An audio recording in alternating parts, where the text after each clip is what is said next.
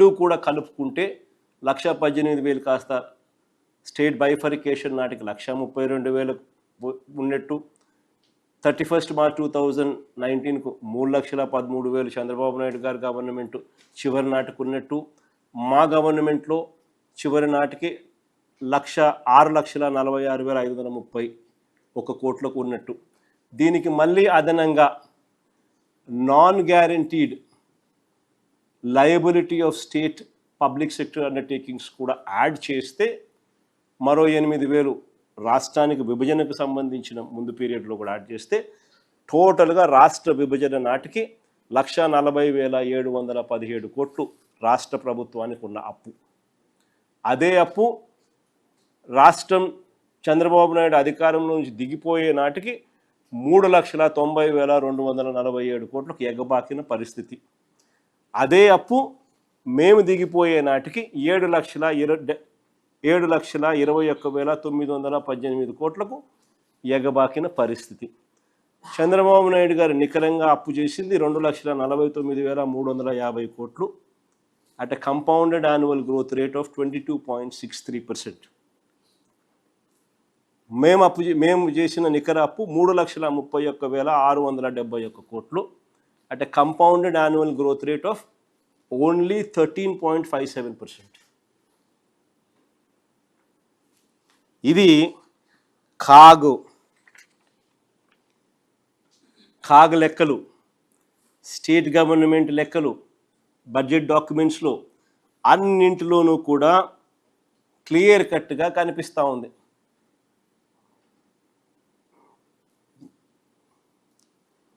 కానీ చంద్రబాబు నాయుడు గారు మాత్రం టేప్ రికార్డర్ ఆన్, గోబెల్స్ ప్రచారం ఆన్. అన్ని రకాల అప్పులు రాష్ట్రంలో మేము దిగిపోయే నాటికి 7,21,918 కోట్లే కనిపిస్తూ ఉంటే మాటికి 9 లక్షల నిన్న కూడా మాకు అప్పు ఇంత మిగిలిచ్చిపోయినారు, 9,74,000 కోట్ల, 84,000 కోట్ల అని మళ్ళీ అబద్ధాలు ఆడతారు. ఎందుకు అబద్ధాలు ఆడాలి? అలా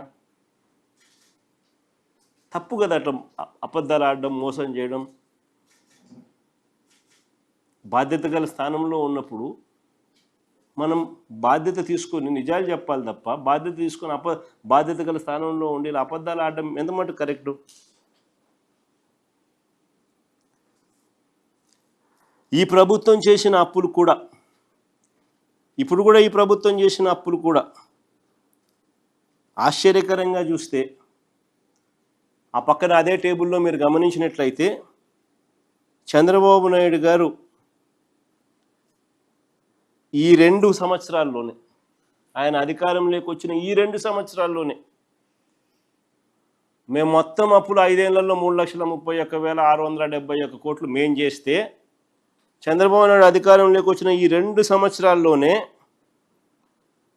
ఆయన చేసిన ప్రభుత్వ అప్పులు ప్లస్ గ్రాస్ బడ్జెటేతర అప్పులు, ప్రభుత్వ అప్పులు ప్లస్ గ్రాస్ బడ్జెటేతర అప్పులు అన్నీ మీరు గమనిస్తే ఏకంగా 3,17,448 కోట్లు.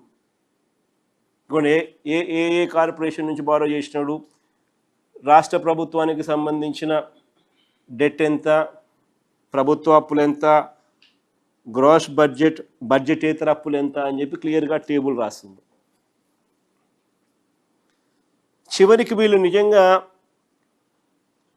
వాస్తవాలన్నీ ఇవన్నీ ఆధారాలతో సహా కనిపిస్తూ ఉన్నా కూడా ఇంకా వాళ్ళు బడ్జెట్ డాక్యుమెంట్స్తో ఇంకా వాళ్ళు గేమ్ ఆడుతూనే ఉంటారు. చివరికి బడ్జెట్ డాక్యుమెంట్లో చూస్తే మీరు ఆశ్చర్యం కలిగించే విషయాలు కనిపిస్తాయి. ప్రభుత్వం చేసిన అప్పులు కూడా పారదర్శకంగా ఇది చూపడం లేదు. బడ్జెట్ డాక్యుమెంట్స్లో కూడా 2025-26లో మొదటి 10 నెలల్లో చేసిన బడ్జెట్ అప్పులు చూస్తేనే 90,786 కోట్లు.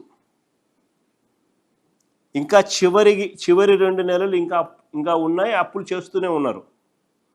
కానీ బడ్జెట్ పుస్తకాలు చూస్తే 2025-26 ఆర్థిక సంవత్సరానికి వీళ్ళు సవరించిన రివైజ్డ్ ఎస్టిమేట్ 12 నెలలకు అప్పు ఎంత చూపించారో తెలుసా? 80,567 కోట్లు మాత్రమే అప్పు చూపిస్తున్నారు. 10 నెలలకే కాగ్ లెక్కల ప్రకారమే 10 నెలలకే 90,768 కోట్లు అప్పు చేసినారు. 10 నెలలకే. వీళ్ళు 2025-26 12 నెలలకు కలిపి ఇంకా 2 నెలలు ఉన్నాయి, అప్పు 10,000 కోట్లు తగ్గింది. వాళ్ళ బడ్జెట్ డాక్యుమెంట్స్ ప్రకారమే 80,567 కోట్లు మాత్రమే అప్పులు చూపిస్తున్నారు. అంటే దాని అర్థమైంది, అప్పులు వీళ్ళు పారదర్శకంగా వెల్లడించడం లేదు, ఎక్కడికెక్కడ అడ్జస్ట్ చేస్తున్నారు. పబ్లిక్ అకౌంట్ అంటే ఎంప్లాయీస్కి సంబంధించిన డబ్బును ఇష్టం వచ్చినట్టు ఎడాపెడా వాడేస్తున్నారు. అంతే కదా దాని అర్థం, అడ్జస్ట్మెంట్ చేస్తున్నారంటే.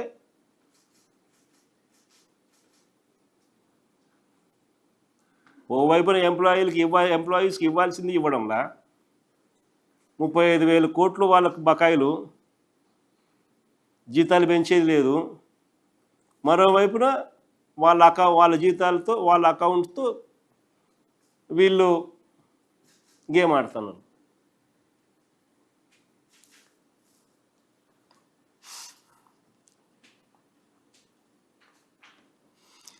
క్యాపిటల్ ఎక్స్పెండిచర్, మూలధన వ్యయం కూడా బడ్జెట్ డాక్యుమెంట్స్లో ఎప్పుడైనా కూడా బడ్జెట్ గురించి ఎప్పుడైనా మాట్లాడాల్సి వచ్చినప్పుడు, ఒక రాష్ట్రం పురోగతి గురించి ఎప్పుడైనా కూడా చర్చనీయాంశంగా మారినప్పుడు క్యాపిటల్ ఎక్స్పెండిచర్ అనేది చాలా ఇంపార్టెంట్ ఐటమ్ అవుతుంది. ఒక రాష్ట్రము మూలధన వ్యయం కింద ఎంత ఖర్చు పెడతా ఉన్నారు అని. మూలధన వ్యయం కింద 2025-26లో ఒకసారి గమనిస్తే బడ్జెట్ ఎక్స్పెండిచర్ బడ్జెట్లో చూపించింది 40,635 కోట్లు ఖర్చు చేస్తామని చూపించారు. మళ్ళీ రివైజ్డ్ ఎస్టిమేట్లో ఏమో 33,134 కోట్లు 12 నెలల పీరియడ్లో తగ్గించినారు. 10 నెలల కాలానికి వీళ్ళు ఖర్చు పెట్టింది ఎంత అంటే కేవలం 21,675 కోట్లు మాత్రమే. పోనీ దాని ముందు సంవత్సరం వీళ్ళు క్యాపిటల్ ఎక్స్పెండిచర్కి సంబంధించి, మూలధన వ్యయానికి సంబంధించి వీళ్ళు ఏ రకంగా వీళ్ళ పనితీరు ఉందనంటే 2024-25లో బడ్జెట్లో 32,712 కోట్లు ఖర్చు పెడతామని చెప్పి రివైజ్డ్ ఎస్టిమేట్లో దాన్ని 24,072 కోట్లకు తగ్గించి చివరికి వాళ్ళు ఎంత ఖర్చు చేసినారు అని అంటే, రివైజ్డ్ ఎస్టిమేట్లు 2 నెలల్లో, ఈ 2 నెలల్లో సంబంధించి కూడా తప్పుడు నెంబర్లు చెబుతూ అది ఎక్కువ చూపించి చివరికి వాళ్ళ అకౌంట్స్ చివరికి సంవత్సరం ముగిసేసరికి అకౌంట్ తేలేసరికి కేవలం 16,141 కోట్లు ఖర్చు పెట్టారు. అది 24-25లో.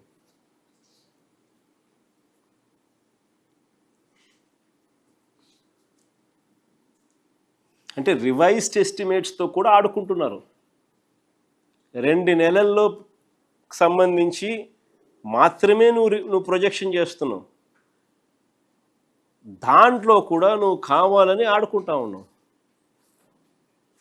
స్టేట్స్ ఓన్ రెవెన్యూస్ ప్రొజెక్ట్ చేసే విషయం అయితేనేమి, క్యాపిటల్ ఎక్స్పెండిచర్లో నువ్వు ఖర్చు పెట్టే విషయం అయితేనేమి, అన్ని విషయాలలోనూ తేటతెల్లంగా కనిపిస్తూ ఉంది.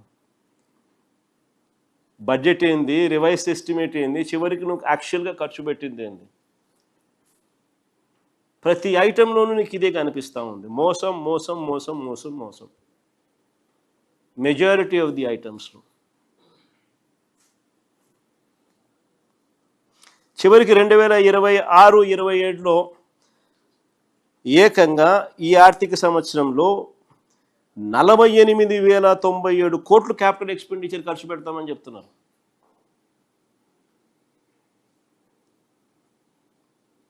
48,097 కోట్లు ఖర్చు పెడతామని చెప్తున్నారు.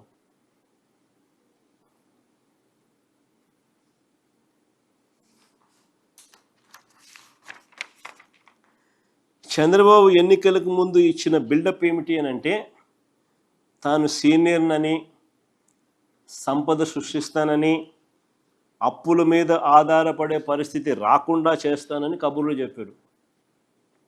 ఇవాళ పరిస్థితి ఏంటి అని అంటే గతంలో ఎప్పుడూ లేని విధంగా అప్పులు చేస్తూ ఉన్నాడు. ఆల్ టైమ్ రికార్డ్స్ అన్నీ బద్దలు కొడతా ఉన్నాడు. కానీ ప్రజలకు స్కీములు లేవు. ఎలాంటి స్కీములు లేవు. ఉన్న స్కీములన్నీ రద్దు. సూపర్ 6లు సూపర్ 7లు మోసాలు. ఉన్నదంతా కూడా ఈ చేసిన అప్పంతా కూడా ఎక్కడికి పోతుంది అని అంటే దోచుకో పంచుకో తినుకో.